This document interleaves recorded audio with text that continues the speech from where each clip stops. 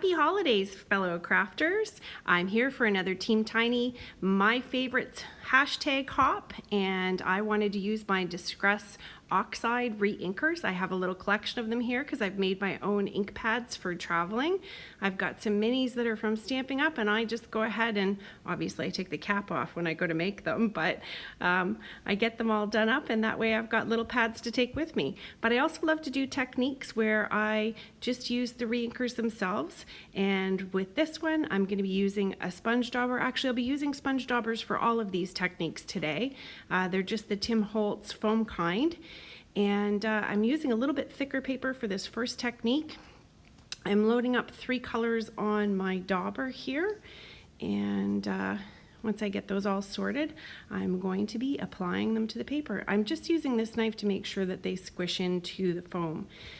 So anyways, just a quick thing about Team Tiny. We are here to support small channels and to help small channels grow. Anybody who wants to join, please leave me a comment below. Catherine Kelly is our team leader, and she's the one who's put this all together for us. And just offside here, I'm just going to tack this in because we're going to need the support of the embossing folder behind it. And I'm not sure what kind of embossing folder this is. It could be just about anything. It's from my stash, but I liked it for this purpose. And what you need to do is make sure that this is nice and dry before you start this technique. This is a sanding block here, and I'm actually going to be sanding off the outer surface, and it leaves this lovely patina behind once it's done. Anyways, so what I was saying about Team Tiny, it's been absolutely fantastic, and anybody who would like to join Team Tiny, we would love to have you join. It's for channels that are 1,000 subscribers or less. And I've been very excited because I'm at just over 90 subscribers now, and I don't know, it's just really exciting when you can share your crafty techniques with fellow crafters and have contact with people all over the place. Recently it's been a little hard for me to keep up contact, but now that we're settled down in Myrtle Beach for a little bit, I'll be able to get back to some of my comments and you know, get some chat going again and hopefully get some more videos. Anyways, I cut myself out a piece of foiled paper here. Naturally, you can see how I do not like to waste that foiled paper because I did steal the center so that I could cut out all of my sentiments for these cards that I'm making today. And I'm doing a little bit of layering. Now these I will be attaching to card bases, but right now they're just on panels. And I'm very carefully adding ATG to the back of this distressed piece because it is a little bit thinner now than it started out to be. But I'm keeping this kind of simple just because of the style that it is. But there you can see all the different colors that you get with this technique. It's a lot of fun to try. I recommend trying it on some smaller pieces of paper first to figure out what in your stash is going to work the best. And today I'm using my art glitter glue. I always forget when I'm doing things what I'm using.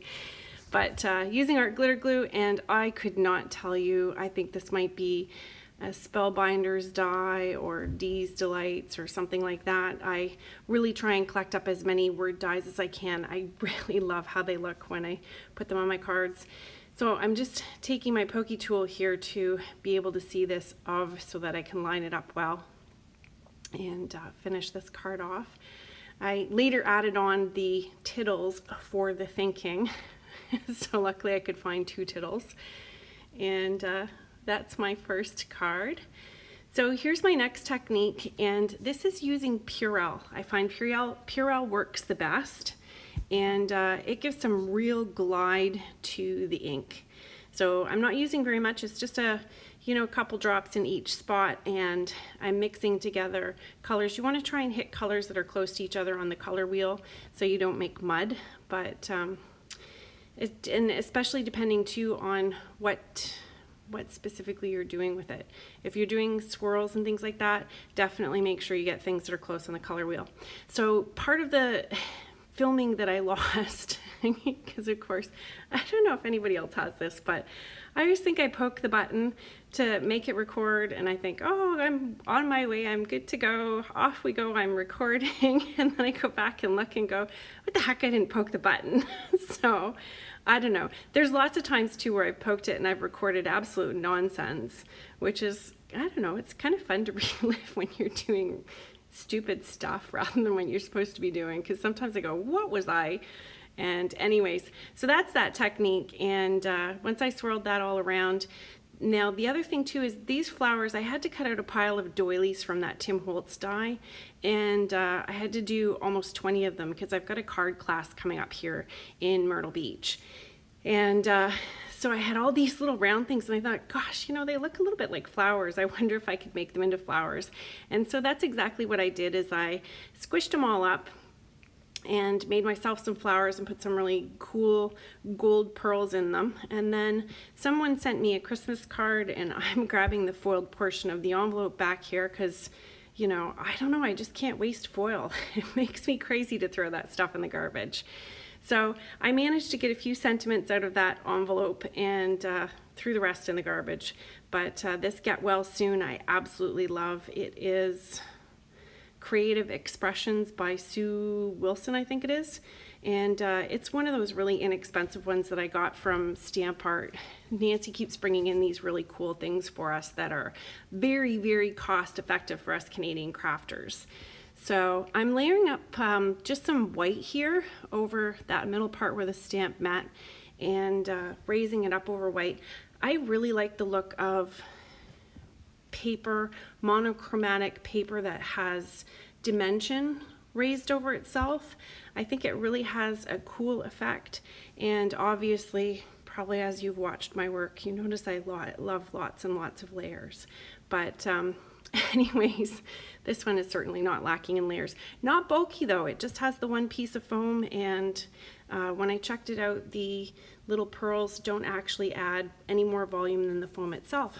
So there's that card, and I've got, whoop, there's the zoom, and then there's a photo of it. I think it looks so pretty.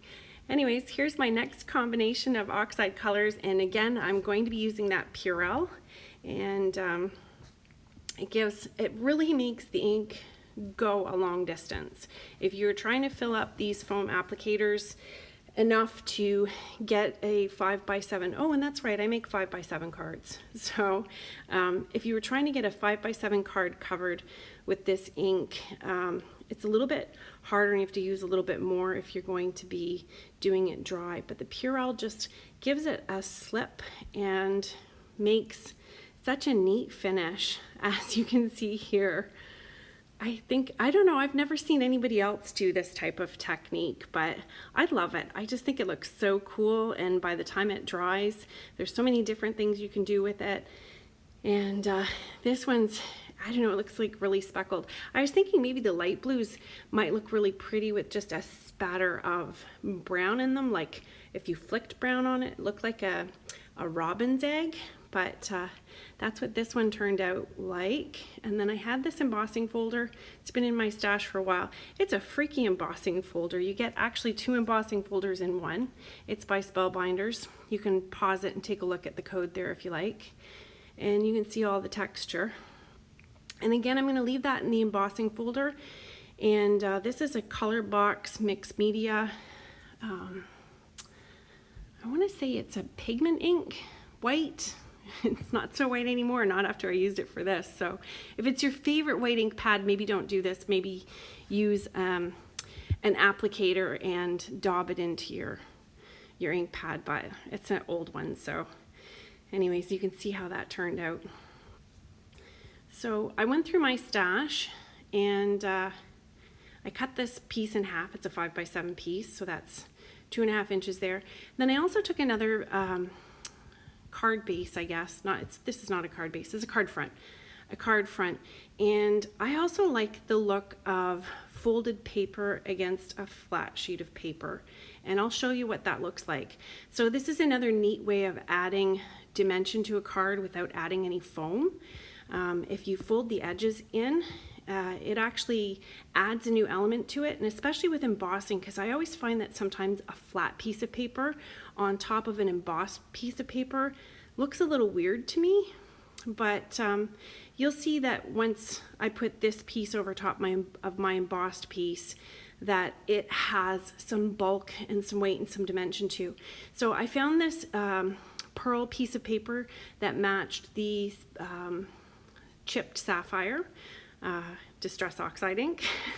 And what I did was I added a couple lines of embossing on it. I have one of those Score Buddies or whatever. I think it's a Martha Stewart score one. But anyway, so I scored some lines down that just to give it a little bit. There's that edge that I was telling you about.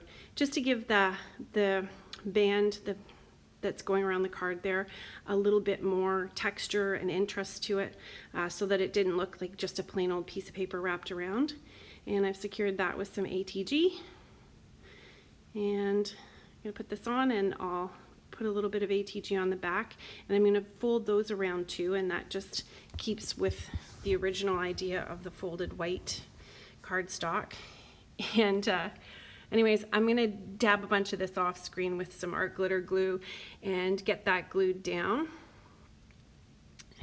And of course, that was the stamp that I used for I think it was card number 2, and I never took it off the block. But these are just little teeny tiny, I don't know what you'd call them, confettis that you could get at Michael's in the section where the ink pads are. Little stash filler. And that's my homemade picker tool. That was in a previous video that I had. So there's that card finished.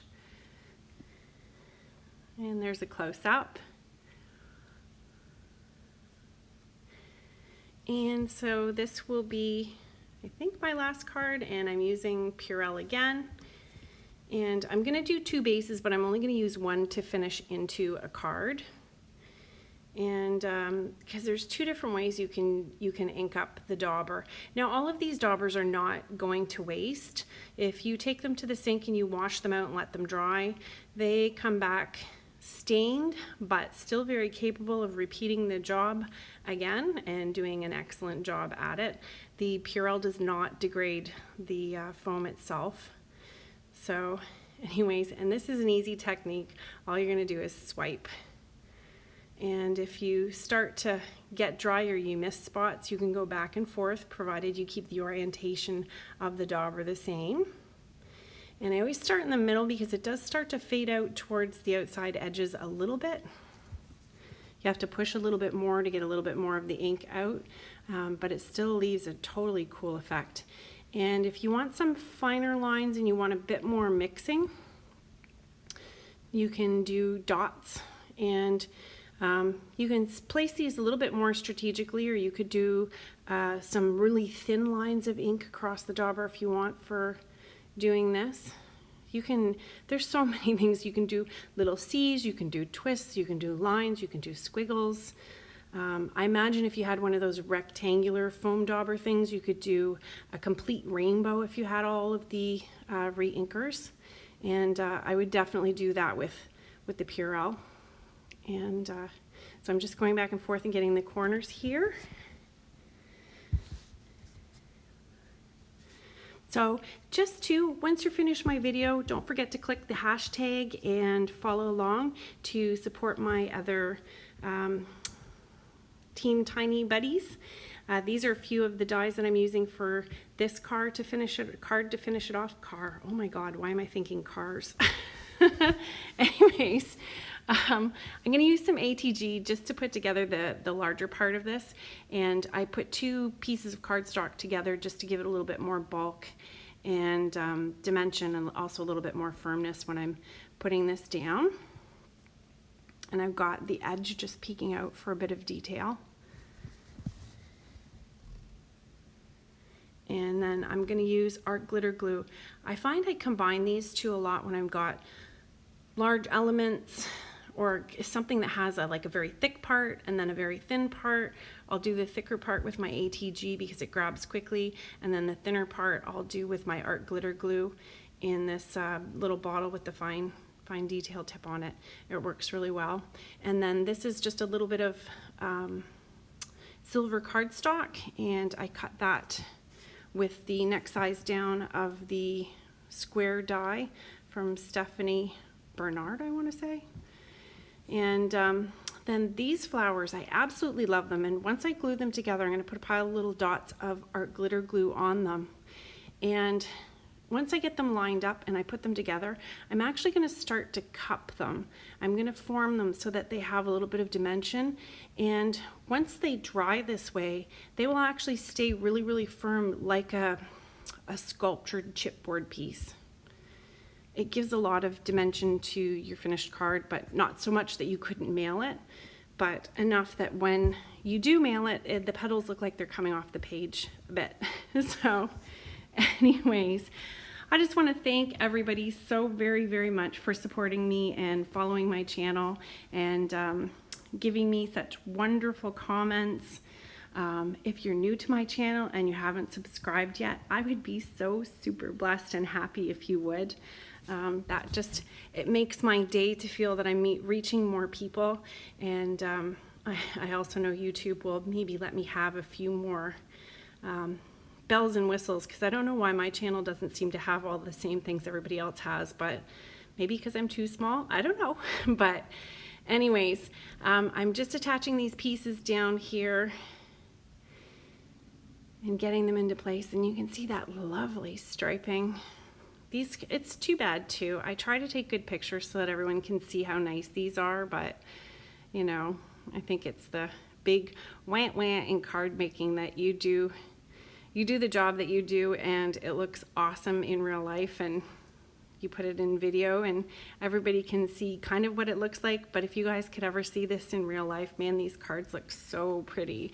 I hope you do get a chance to try these techniques yourself at home, and you can try them with different inks too, whatever you have. Don't be afraid to mix your inks with a little bit of hand sanitizer, the gel in the hand sanitizer, which was actually, it's actually got glycerin in it, and then the alcohol, and then a bulking agent, and it just gives everything a really nice slip, and then it doesn't make your card too wet when you're doing it. So anyways, I'm getting this happy birthday greeting attached here. I guess you can tell the two cards that I really needed, or the 3 card styles: thinking of you, get better, and happy birthday. Those are all the cards I'm really low on at the moment. But anyways, I'm sorry this has been a little bit rambly. I did leave this a little bit to the last minute with all the events and things that have been going on. It's been a lot of fun, and like I said, I got myself signed up to host a card class, and hopefully I'm going to be starting to host those soon. I'm in the Myrtle Beach area, and if anybody else is out there is in the Myrtle Beach area and wants to come to a card class, and I will also be hosting further on into the new year in Brantford, around Hamilton and London. And there's that card, and thank you for joining me. Don't forget to hop along, and if you want to join us on Team Tiny, leave me a comment. If you want some support back for your channel, also leave me a comment, and stay crafty.